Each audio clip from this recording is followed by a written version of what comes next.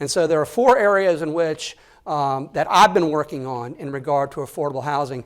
This bill on here is one of them, S-284, legislation that I drafted and got passed. And it talks about existing taxes, hospitality tax and accommodations tax. That's how it initially talked about, A tax and H tax. And of course, accommodations taxes are the taxes that are levied against those who stay in our hotels. Hospitality taxes are taxes against those who go to our restaurants, okay?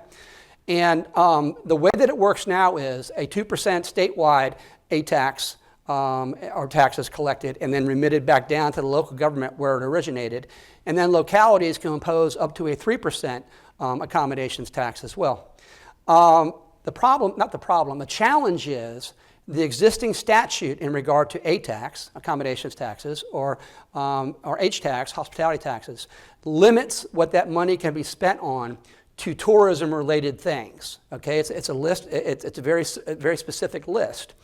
And so my legislation that I filed said, in addition to those tourism-related things, I want local governments to be able to spend some of that A tax money or that H tax money on workforce housing. That's an existing tax. I wanted to not expand the tax, not increase the tax, but authorize municipalities to use it for things that they're currently not authorized to use it for. That bill got filed and it was stuck in Finance Committee. I wasn't going to get it out of committee because you had some very powerful entities that didn't want the bill to move. Chambers of Commerce are very parochial about that money. They want it for tourism-related things and marketing tourism, which is important. I mean, I want chambers to be successful. Restaurants and lodging associations were opposed to it. PRT, the cabinet agency, Dwayne Parrish, he was opposed to it. So I had to sit down with them and I said, okay, how can we move this bill out of committee? What concessions can I make in order to move this? Because I've got to give a recurring revenue stream to localities in my district to help.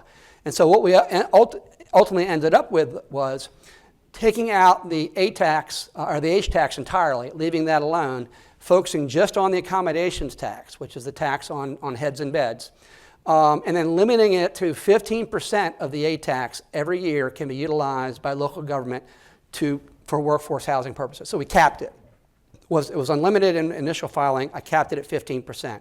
The last concession I had to make was having that go away or sunset in 7 years because we needed to prove that it's not going to materially impact the tourism industry. We had to prove that localities would use that money wisely. And so those were the accommodations I made to get the bill out of committee. It got passed on the second to last day of session, and Governor McMaster signed it into law. And it does empower individuals like David and his colleagues on the town council and town of Bluffton, Beaufort County, Jasper County, Northern Beaufort County as well, Beaufort, Port Royal, Yemassee.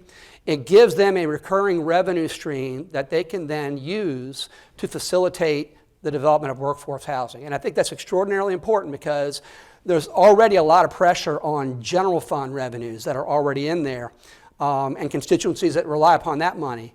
But by having this new revenue stream, I think it provides them with options that they didn't have previous to that. So this bill has been cited as an example of how you have to make compromises over time in order to get a bill out of committee and take a half loaf or a quarter loaf sometimes with the idea of demonstrating that those who oppose it are not correct with their fears, that it's not going to have the consequences they fear.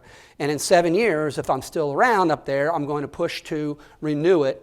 And it's my hope that in the 7 years that we do have it in place, we're going to see a material change in affordable housing and workforce housing being promoted, and that we will get it renewed.